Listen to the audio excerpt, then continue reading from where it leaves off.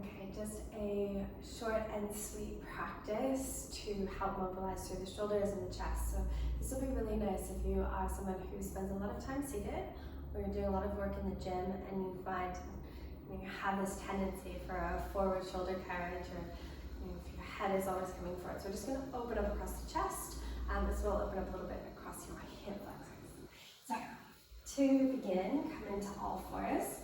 So stack your shoulders above your wrists, your hips above your knees, and then be really considerate to spread your fingers wide so you start to increase through the surface area.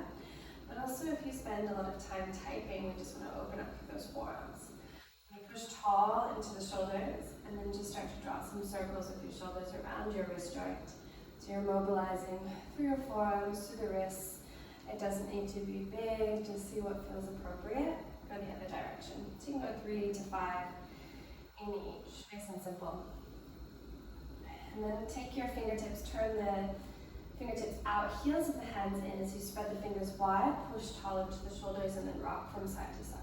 So just be mindful anytime you're in a 4-point kneel or in a plank, you're not letting your head drop off your spine. Just want to think about right from the tailbone to the crown of your head, nice and long. Okay. And then if it feels comfortable for you, come onto the backs of your hands, spread your fingers wide. You can always do one hand at a time if you need. And press into the backs of your palms, wrap the eye of the elbow forward, pull the belly in, and then go slow, pull the fingers into a fist, hold and squeeze for 3, 2, and 1. We'll do that just twice. So press down into the palms, hold for squeeze, 3, 2, 1. Last time, this is tender for me today. Pull and squeeze, 3, 2, 1. And then release the hips to the heels. Give your hands a little shake. So it's just a nice bit of work up through the forearms. And as you return to all fours, hips stack above the knees. Begin to walk your hands forward and to the left and melt your forehead down. So Anahatasana Puppy. Anchor your shins, the tops of your feet, into the floor, and plug your right hip crease back as you stretch your right arm forward. Take another breath here. And stay as you exhale. And then when you're ready, walk your hands back through the midline of your body and over to the right. So same sort of distance. Pull the left hip crease in, knit your front ribs, and press into the tops of your feet. So there's energy in the body. Come back to center. And then you'll come forward into a Sphinx pose. So bring your elbows under your shoulders, your forearms parallel.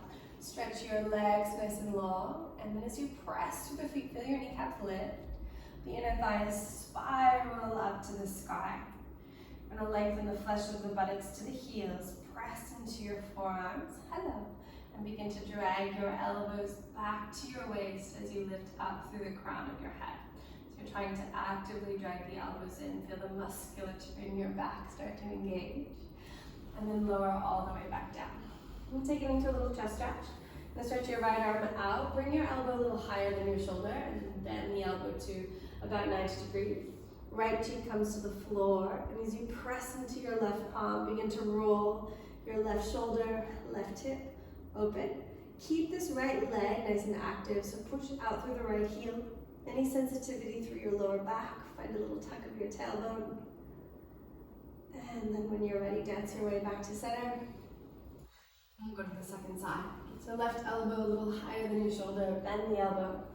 And then roll yourself open. Press out through the left heel. Try to press down through your left palm, left forearm. Get longer in your spinal column. And then dance your way back to center. Take your hands by your lowest ribs. You'll tuck the toes, either pressing straight up to a plank or go through hands and knees, then downward facing dog. So first downward dog, feel free to adjust. I seem to have made my way back. So pedal the feet, and you're just sort of noticing hamstrings and calves and the side of the body, so just take your time. Then lift the heels high, drape the heels to the left. Push down through your right palm. Press the right hip crease up and back. And then come back through center. And you'll just go to the second side. So you're just looking to create a little bit of space down the left side body. Come back through center. And then we'll stretch the right leg up and back. Just bend and open. Just feel a nice yawn in the hip. And we'll step the right foot nice and wide outside the right hand. Okay, now slowly begin to soften the hips towards the floor. Come up either into fingertips. You can use blocks as well if the floor feels far. Come high up into the ball of your left foot and energize through your left leg. So make it strong, sternum moves forward. Then soften your left knee down to the floor. Untuck the toes and rise on up. So you're in a lunge. You want to find this tailbone tucking. As you firm the left buttocks, the front of your left hip bone will have space to open. You dig into the right heel, plug it back. So we're going to reach up above and take your right hand across the midline of your body and catch your left rib cage. Begin to sweep your left hand up and over to the right. So notice I'm not hinging forward. I'm trying to go vertical to start, tail tucks, and then you're looking for that side body stretch. So I'm actively reaching through the fingertips. The hands will come down towards the floor. Tuck the back toes, and then step right foot to left, downward facing dog. So just work through that really simply on the second side. Now lift the left leg, bend and open. And then step your left foot outside your left hand. Soften the right knee. Oh no, don't soften the right knee. We'll start by lifting it up. So keep the right knee lifted. Hug your legs into the midline and think about like cobra with your chest. Your sternum, your heart's moving forward. Squeeze the right buttocks and firm through the right leg. Then we soften the right knee down, untuck the toes, rise on up. Just a little bit wider. And then keep that same action, tucking under, squeezing in the sensitivity through your right knee. You can pop something underneath it. Left hand will catch a hold of your right rib cage and then begin to reach up and over to the left. So you get a pretty nice side bend on the right side body. Firm through the right buttocks. And take a breath. Come back through center, reach the arms up to the sky. Then circle your hands down to the mat. Tuck the back toes and you step downward facing dog once more. Okay. Come forward to your plank, so shoulders land above your wrists. Get as long as you can from the heels to the crown of your head. Pull the front body in. And then we'll lower slowly down to the floor. So everything comes down. When you land on the belly, stretch your arms alongside you. Untuck the toes.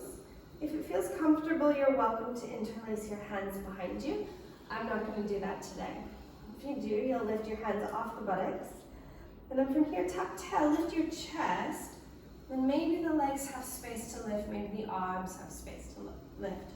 Notice you're not looking forward, just keep looking down. Get as long as you can. And then knit your front ribs. So pull the spine, sorry, the belly out towards the spine. Belly away, oh my goodness, belly away from the floor. One more breath. And then soften everything down. Hands by your lowest ribs. Press into all fours. And it can just feel nice here to take a few rounds of cat and cow. Just creating a little bit of space in the spine. And then you cross your ankles, sit the hips back, stretch your legs forward. Just take a quick little twist. Anchor your feet nice and wide, hands to your shins. And sit up nice and tall like a seated cat-cow. The shoulder blades flood back, heart lifts. And then round through the spine, chin to chest, hollow through the belly. And just do two more like that. Breathing in, lifting the heart. And use your exhale to round. Last time. Breath in. And this time as you round, you'll lower and just keep going all the way down onto your back. Use your hands if you need. Pull the right knee into your chest. Give it a big squeeze and then take it across the midline of your body. Stretch your right arm out. Gaze to the right fingertips. Keep your right shoulder head nice and heavy. And then keep stretching your left toes forward. And then come back through center. Stretch your right leg out. Pull the left knee into your chest. And then left knee comes across the body to the right. Stretch your left arm out. Left shoulder stays down. Gaze to your left fingertips. Come back through center. Pull the knees into your chest. Give yourself a great big squeeze. If you happen to have a few moments to take Shavasana, just like 60 seconds or so after your brief little practice, that can be really nice. But if you have to move into the